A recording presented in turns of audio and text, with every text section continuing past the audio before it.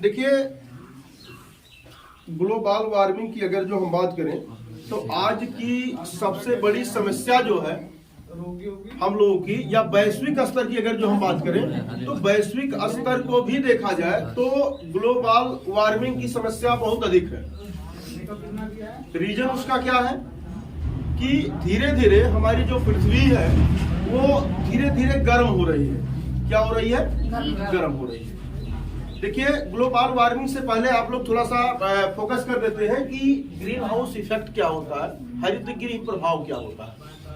जैसे मान लो हमारा जो पहले की, अगर जो हम थोड़ा सा और पहले चले जाएं, 50 साल 60 साल पहले अगर जो हम चले जाएं, या और भी हम बैकअप अगर जो जाएं, तो ये हमको एक चीज क्लियर होती है कि उस समय हमारी संख्या इतनी, पॉपुलेशन इतनी अधिक नहीं थी।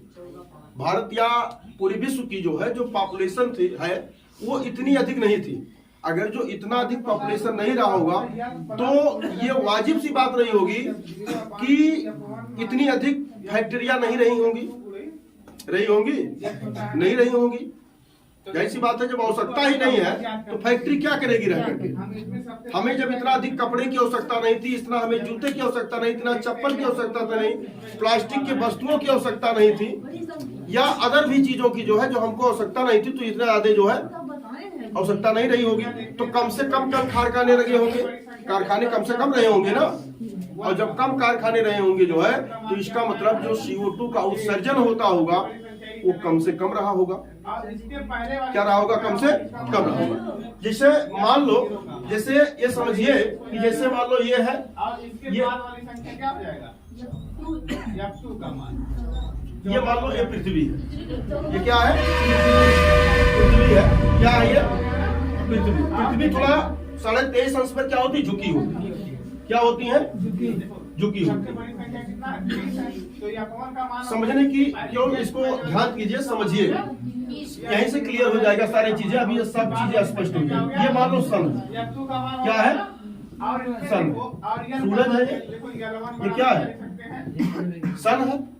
अब जाहिर सी बात है कि जब सुबह होगा तो सूर्य की जो किरणें होगी वो पृथ्वी पर पड़ेंगे कि नहीं पड़ेंगे?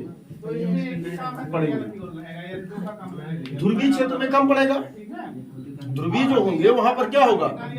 कम होगा। इसलिए ये कहा जाता है कि वहां पर अधिक जो है ठंड पड़ती है। ध्रुवीय क्षेत्रों में क्या होती है? अधिक क्या होती है? ठंड पड़ती है। तो इस पर जब पड़ेगा, पृथ्वी के इस हिस्से पर पड़ेगा, इस हिस्से पर नहीं पड़ेगा। लेकिन जब धीरे धीरे जो है सूर्य घूमता हुआ, पृथ्वी घूमता हुआ जब दूसरे सिरे पर चली जाएगी तो इस वाले भाग पर अंधेरा हो जाएगा, इस वाले पर क्या हो जाएगा? उजाला हो जाएगा। तो उन कंडीशन में क्या होगा? ये धीरे धीरे ठंड होगी। ये धीरे धीरे क्या होगी? ठंड होगी। क्योंकि सूर्य की प्रकाश जब पृथ्वी पर नहीं पड़ेगी तो मौसम धीरे धीरे क्या होगी? ठंड होगी। तो उन कंडीशन में क्या होता है कि ये जो हरितगृह प्रभाव होता है यहीं पर ये क्या करता है? काम करता है। जैसे मान लो ये आपकी क्या है? बादल। ये क्या है? आपकी बादल है। आप जानते हैं कि इन्वायरमेंट में बादल भी होता है, तमाम जो है धूल के कण पाए जाते हैं। क्या पाए जाते हैं? धूल के कण होते हैं। पाए जाते हैं कि नहीं पाए जाते हैं? धूल के कण पाए जाते हैं, बहुत से नमी पाई जाती है, मॉइस्चर पाई जाती है जो है। ये सब क्या करते हैं? एक लेयर बना लेते हैं ऊपर जो है वायुमंडल में। क्या करते हैं जो है एक क्या करते हैं? लेयर बना लेते हैं, स्तर एक बन जाती है। अब मान लो ये पृथ्वी है, ये क्या है? पृथ्वी है। अगर जो इसको हम अर्थ माने, ये क्या है? अर्थ है, पृथ्वी है। जब दिन के समय यहाँ पर उष्मा पड़ी, जब इस सूर्य से अगर जो उष्मा आ रही होगी दिन के समय में, तो ये बादल कौन करते हो? ये क्या होगा? पृथ्वी पर आएगी। कहाँ पर आएगी? पृथ्वी पर पड़ेगी। क्या पड़ी जो है? सूर्य की किरणें पृथ्वी पर। शाम हो गया, जब सूर्य की किरण पड़ना बंद हो जाएगी तो ये क्या करेगा? जो यहाँ पर हीट होगी, पृथ्वी जो गर्म होगी वो धीरे धीरे क्या होगी? वाष्पीकरण होगी, जो है बाहर ऊपर जाएगी उष्मा जो है। तो ये क्या करते थे? ये धूल के कण, बादल के कारण जो है, धूल के कण भी हैं ऊपर, बादल भी हैं और तमाम कण हैं, कुछ गैसें हैं, वो क्या करते हैं? उस उष्मा को अवशोषित कर लेती हैं। जो यहाँ से अब क्या हुआ, जब आपको मैंने बताया तो ये यहाँ से निकलने वाली क्या है? ये उष्मा होगी। ये उष्मा को क्या करेंगे, अवशोषित करेंगे। लेकिन अवशोषित करने के बाद भी उष्माएं क्या होगी, बाहर जाएंगी। क्योंकि लेड बहुत पतला है, लेड क्या है, पतला है। तो आवश्यकता भर तो मान लीजिए टेम्परेचर यहाँ रहेंगी, अवशोषित कर लेगी, बाकी जो अधिक होगा वो क्या करेंगे, रिफ्लेक्ट करके जो है बाहर चले जाएंगे, वापस चले जाएंगे। जो है कौन अवशोषित कर रहा है, कौन अवशोषित कर रहा है, जो है आर्द्रता, मॉइस्चराइजेशन जो पाई जाती है, यानी कि जो वाष्पीकरण के द्वारा जाती हैं, जो वाष्प होती हैं, वाष्प के कण, धूल के कण और इत्यादि कुछ गैसें और जो है बादल जो होते हैं वो उष्मा का अवशोषण कर लेते हैं।